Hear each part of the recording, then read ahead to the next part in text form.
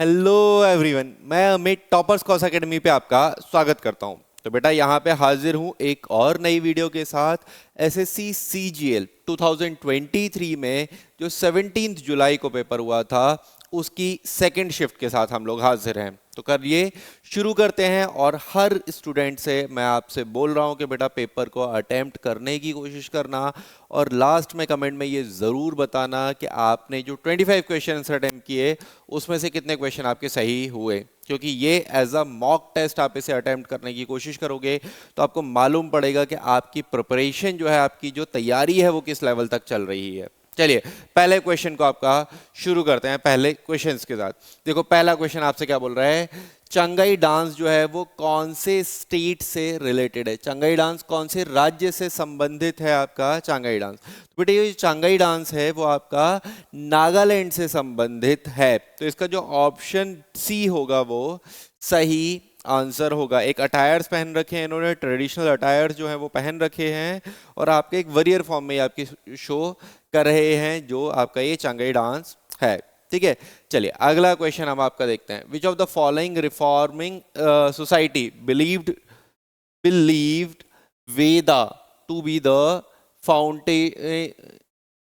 Fountain of all the knowledge, है ना। इनमें से कौन सा सोसाइटी है जो ये बिलीव करता था कि वेदास जो होते हैं वहां से ज्ञान की धारा निकलती है, मतलब जो सोर्स ऑफ नॉलेज होता है वो क्या होता है आपका वेदास होता है। तो बेटा यहाँ पे याद रखना, आपने एक सोशल रिफॉर्मर का नाम सुना था जिनका नाम था आपका दयानंद सरस्वती। दयानंद सरस्वती जी ने क्या किया था, 1875 में 1875 में जिस सोसाइटी का गठन किया था वो सोसाइटी का नाम क्या था, उसका नाम था आपका आर्य समाज।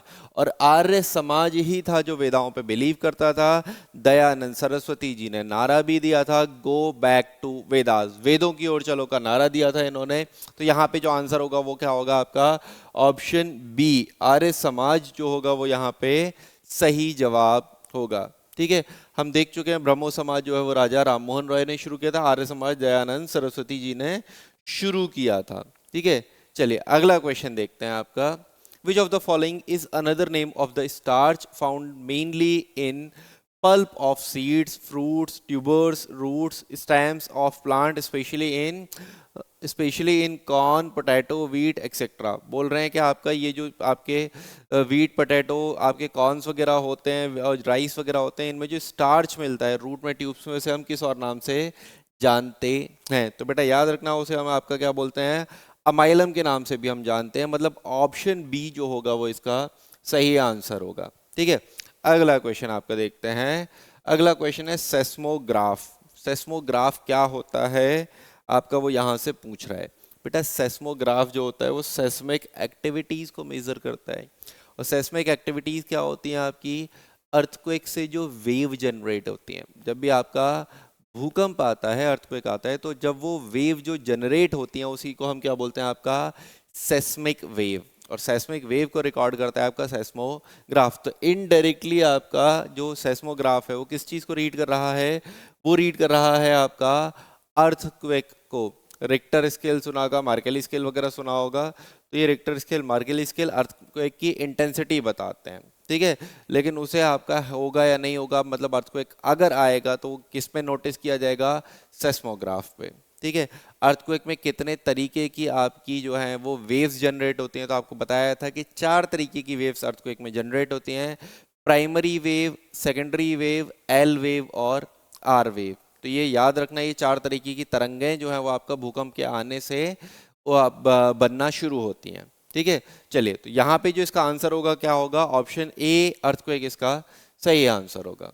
ठीक है, अगला क्वेश्चन आपका देखते हैं। Which of the following pair of musicians and instrument is incorrect. इनमें से कौन सा जो आपका म्यूजिशियन और इंस्ट्रूमेंट का पेयर है वो आपका गलत है।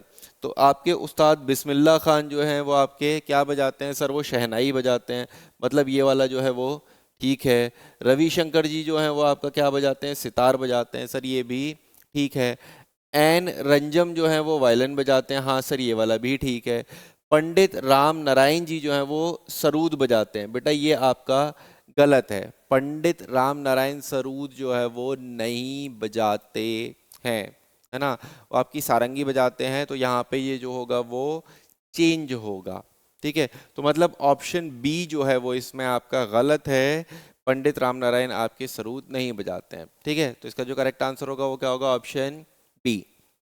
चलिए अगले क्वेश्चन की तरफ चलते हैं। वो बोल रहा है कि आपका जो सेकंड 5 ईयर प्लान है उसमें आपका मेजर गोल जो था अचीव करने के लिए वो कौन सा था, है ना।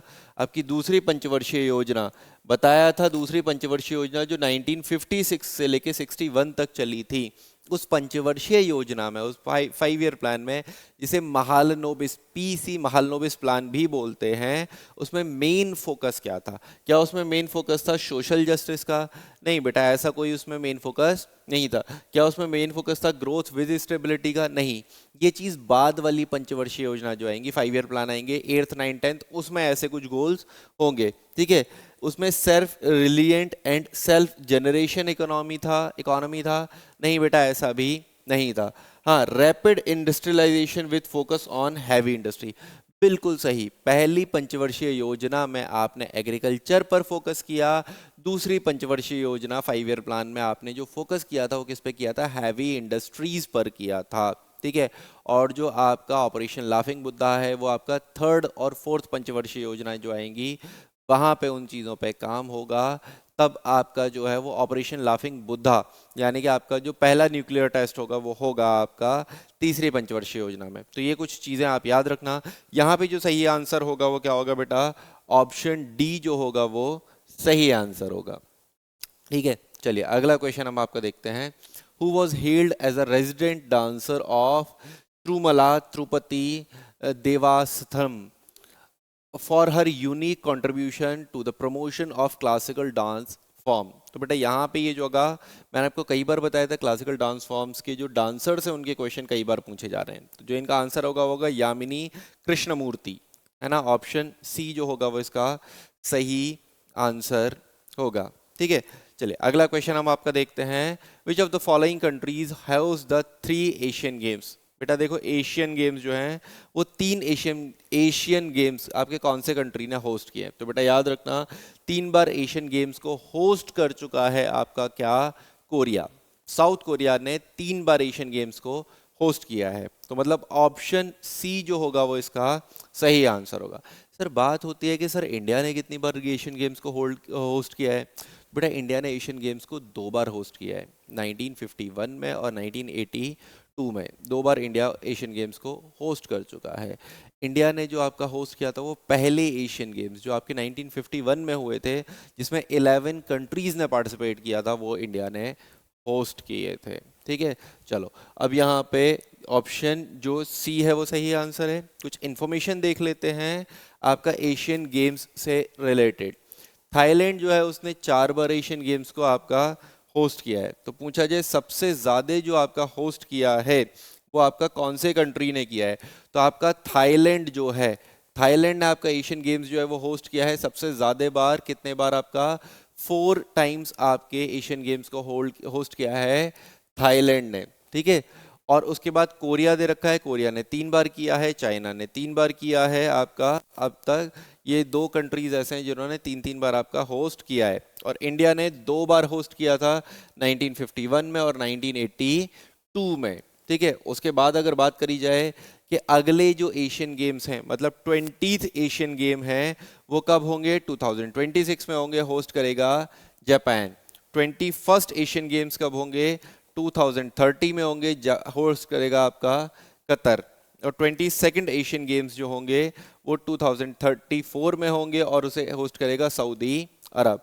अब देखो बेटा, अगले जो है वो लगभग 10 साल तक का यहाँ पे डाटा पहले से डिफाइन है, और ये याद रखना, यहाँ से क्वेश्चन बन सकता है, क्योंकि जनरली आपसे ये पूछा जाता है कि नेक्स्ट जो गेम्स होंगे वो कहाँ होस्ट होंगे, कहाँ पे ऑर्गेनाइज किए जाएंगे। ठीक है, तो पूरा इन्फॉर्मेशन आपको दे दिया गया है, इसे एक बार गो थ्रू कर लेना, याद हो जाएगा आपको ये इन्फॉर्मेशन। ठीक है, अगला क्वेश्चन आपका देखते हैं।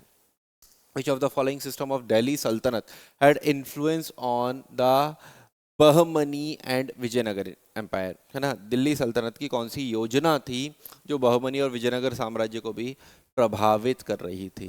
तो बेटा वहां पे उनकी जो टैक्सेशन पॉलिसी थी, है ना, टैक्स लगाने की जो पॉलिसी थी वो थी आपका इक्तादारी सिस्टम, है ना, इक्तादारी सिस्टम था। और यही इक्तादारी सिस्टम जो किसके टाइम से शुरू हुआ था, इक्तादारी सिस्टम आपके शुरू से ही शुरू हो गया था, यानी कि आपका जो है वो यहाँ पे जब गुलाम वंश आएगा, स्लेव डायनेस्टी आएगा ना, कुतुबुद्दीन ऐबक आएगा, तब से इक्तादारी सिस्टम आपका शुरू हो जाएगा।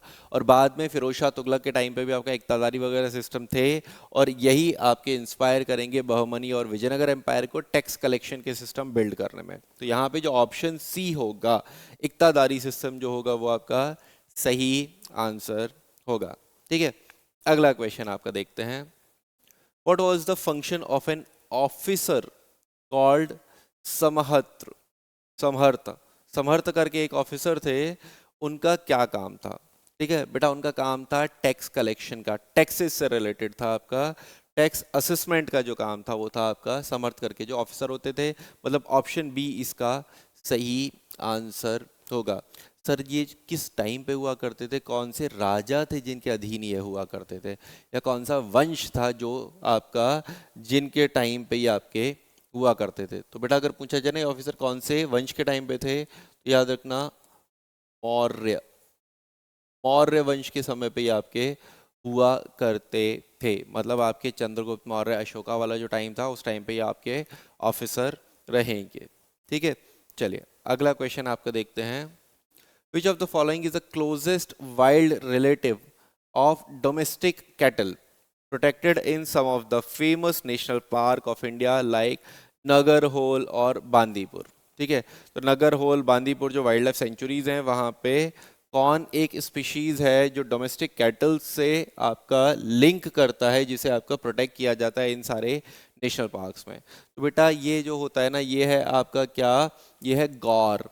गौर क्या होता है? इंडियन बफेलो करके होता है, गौर होता है जिसे प्रोटेक्ट किया जाता है आपका बांदीपुर और आपके नगरहोल जैसे वाइल्ड लाइफ प्रोटेक्शन एक्ट या जिसे आपके नेशनल पार्क में प्रोटेक्ट किया जाता है। तो ऑप्शन डी जो होगा वो इसका सही आंसर होगा। ठीक है, चलो मैं आपको एक हिंट दे देता हूँ। ये जो आपके दो नेशनल पार्क दे रखे ना, नगरहोल और आपका बांदीपुर, ये आपके साउथ इंडिया में किसी स्टेट में है? आप लोग कमेंट करके मुझे ये ज़रूर बताना, ये जो बांदीपुर नेशनल पार्क है या नगरहोल नेशनल पार्क है, ये कौन से स्टेट से बिलोंग करता है, मतलब ये कौन से राज्य में आपके हैं। ठीक है, चलिए अगला क्वेश्चन आपका देखते हैं। अगला क्वेश्चन में आपको दे रखा है, इन फरवरी 2021 through which of the following case did Supreme Court ruled that in the cases when the juvenile offered offenders is under 18 and above 16, he or she shall be remitted to jurisdictional juvenile justice board? ठीक है, कौन से case में ये supreme court ने decision दिया था? तो बेटा ये याद रखेंगे, सुप्रीम कोर्ट ने डिसीजन जो दिया था वो Devilal versus state of Madhya Pradesh वाले केस में दिया था। मतलब ऑप्शन बी जो होगा वो इसका सही आंसर होगा। ठीक है, अगला क्वेश्चन आपका देखते हैं। Which of the following country won the highest number of gold medals in Tokyo Paralympic? बहुत पुराना क्वेश्चन है, आने की चांसेस नहीं है। हमें फोकस करना है अभी जो आपके ओलंपिक्स चल रहे हैं, मतलब आपका 2024 में जो आपके ओलंपिक्स चल रहे हैं पेरिस में, उन ओलंपिक्स में ध्यान देना है। यहाँ पे बस आपका याद रखेंगे कि इसमें चाइना को ज़्यादा मेडल मिले थे, बट ये क्वेश्चन आपके लिए कोई भी इंपॉर्टेंट नहीं है। जो मैंने आपको बताया 2024 वाला जो ओलंपिक चल रहा है उसमें एक क्वेश्चन जो आपका है जिसके किसी ना किसी एग्जाम में आएगा, 100% मैं श्योर हूँ। वो क्वेश्चन है कि आपका इंडिया के पहले एथलीट कौन है जिन्होंने एक ही ओलंपिक में 2 मेडल्स को जीता है ना? तो ये क्वेश्चन आपका पूछा जाएगा बेटा, याद रखना। और कमेंट में मुझे ये बताना, मैं आप चलो हिंट दे देता हूँ। उनका नाम जो है वो एम से शुरू होता है, वो शूटिंग करती हैं, 10 मीटर एयर पिस्टल जो होता है वो उनका स्पोर्ट्स है जिसमें उन्होंने 2 मेडल जीते हैं, एक टीम इवेंट में और एक इंडिविजुअल इवेंट में। ठीक है, तो ये जो है आप मुझे कमेंट करके उनका पूरा नाम बताओ। मैंने आपको हिंट भी दे दिया कि वो कौन से स्पोर्ट्स से रिलेटेड है, उनका नाम कौन से अल्फ़ाबेट से शुरू होता है। और ये क्वेश्चन बेटा किसी ना किसी शिफ्ट में ज़रूर पूछा जाएगा। ठीक है, चलिए अगला क्वेश्चन हम यहाँ पे देखते हैं। इसका जो आंसर होगा वो चाइना होगा, मतलब ऑप्शन ए जो है वो सही आंसर होगा। हाँ, ये कुछ इन्फॉर्मेशन ज़रूर है जो आपको देखनी चाहिए कि पहले ओलंपिक्स जो आपके ऑर्गेनाइज हुए थे, पहले पैरालंपिक्स, पैरालंपिक्स जो आपके विकलांगों के लिए ओलंपिक्स होते हैं, वो ऑर्गेनाइज हुए थे रोम में 1960 में। ठीक है, अगर बात करी जाए कि धीमे धीमे ये इवेंट बहुत बड़ा हो गया और फीफा और ओलंपिक के बाद थर्ड नंबर पे ये इवेंट है जो वर्ल्ड वाइड आपका देखा जाता है। कुछ और बात करें तो बेटा ये ओलंपिक्स जो हैं 2024 वाला कहाँ होगा, फ्रांस पेरिस में होगा। 26 वाला कहाँ होगा आपका, इटली में। 28 में यूनाइटेड स्टेट्स, 30 में फ्रांस में और 32 में ऑस्ट्रेलिया में आपके ऑर्गेनाइज किए जाएंगे। ठीक है, ये इंफॉर्मेशन बहुत इंपॉर्टेंट है, इस इंफॉर्मेशन से क्वेश्चन आने के चांसेस बहुत इंपॉर्टेंट है। 3 सिटीज ऐसे हैं अब तक जिन्होंने दो दो बार आपके ओलंपिक्स को ऑर्गेनाइज किया है। जैसे बीजिंग है, बीजिंग ने आपका 2 बार किया, 2008 में किया और 2022 में किया। टोक्यो ने 1964 में किया और 2020 में किया।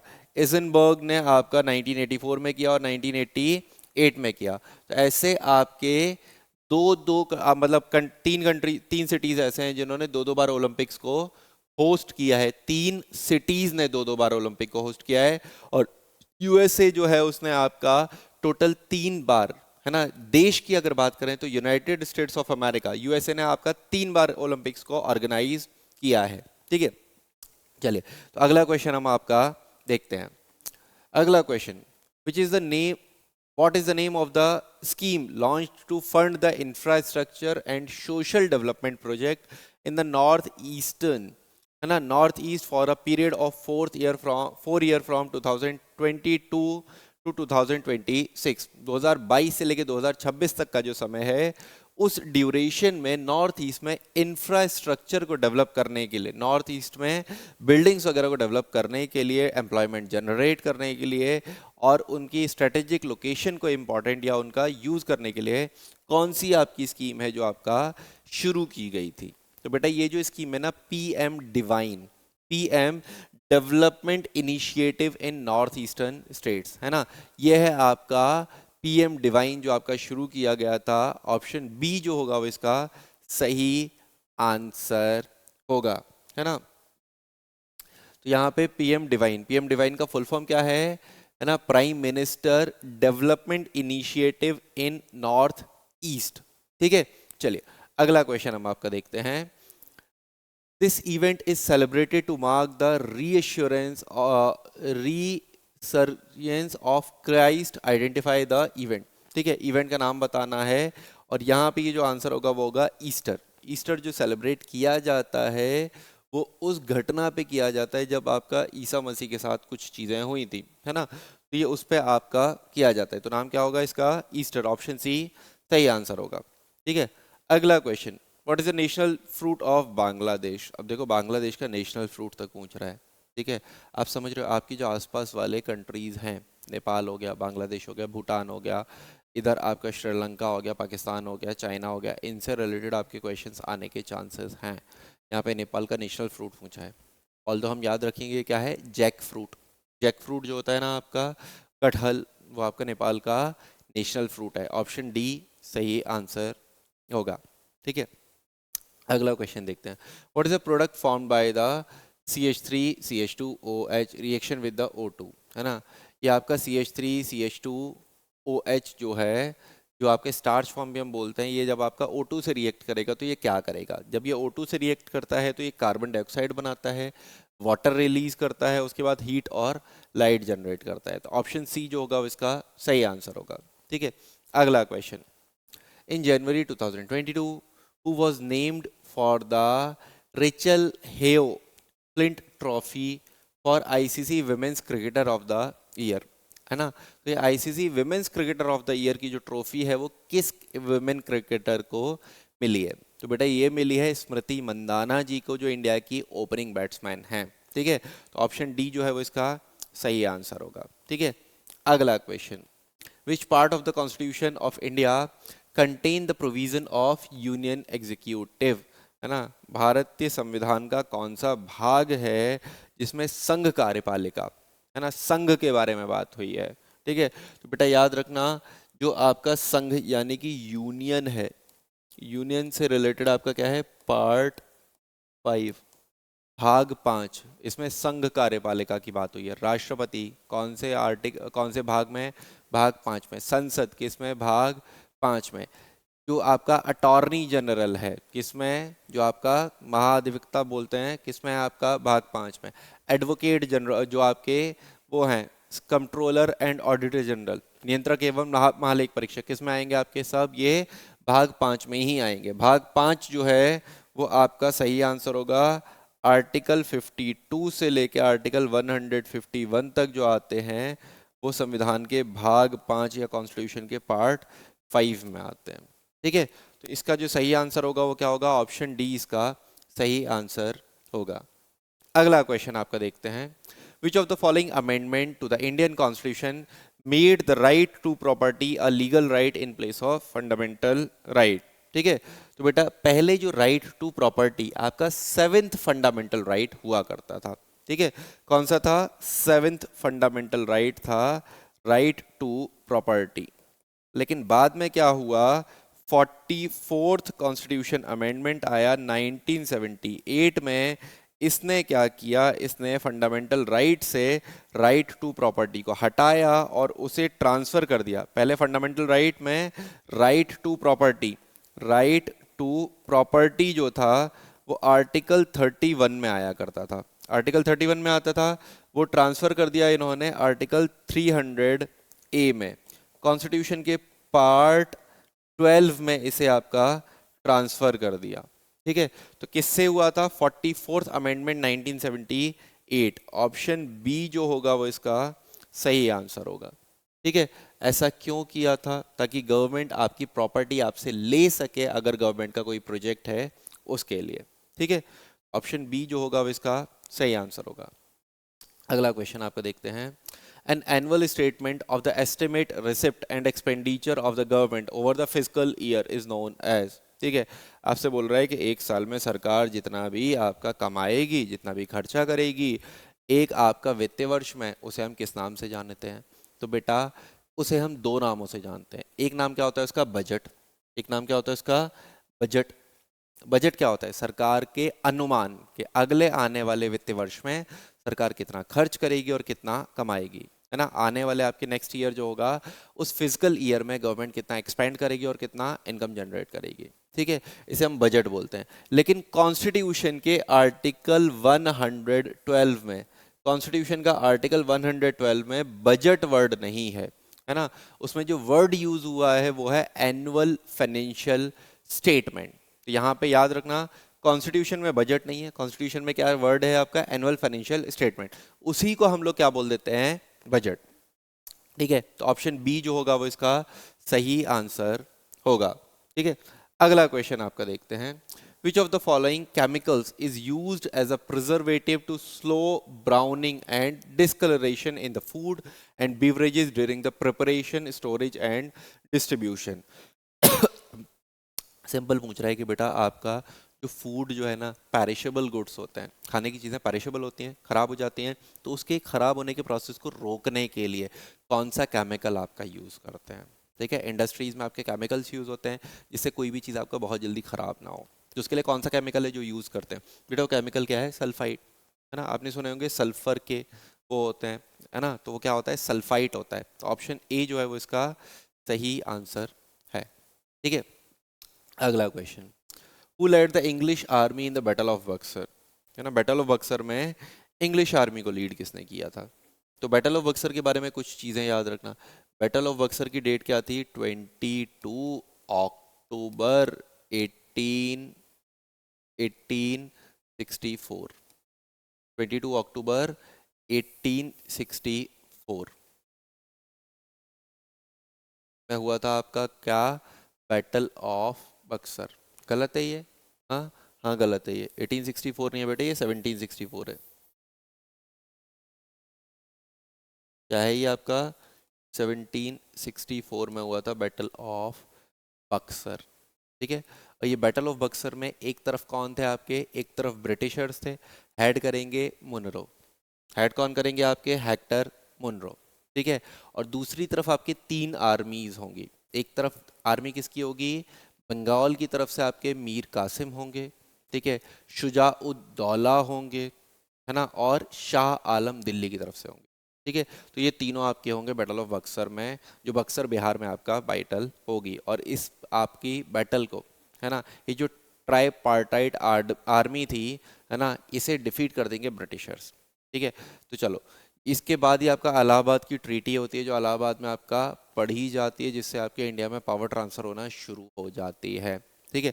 चलो, तो ये आपकी जो बैटल थी, उसमें आपके इंग्लिश आर्मी को हेड किसने किया था, हेड किया था या लीड किसने किया था, हेक्टर मुनरो। ऑप्शन डी जो है वो सही आंसर होगा।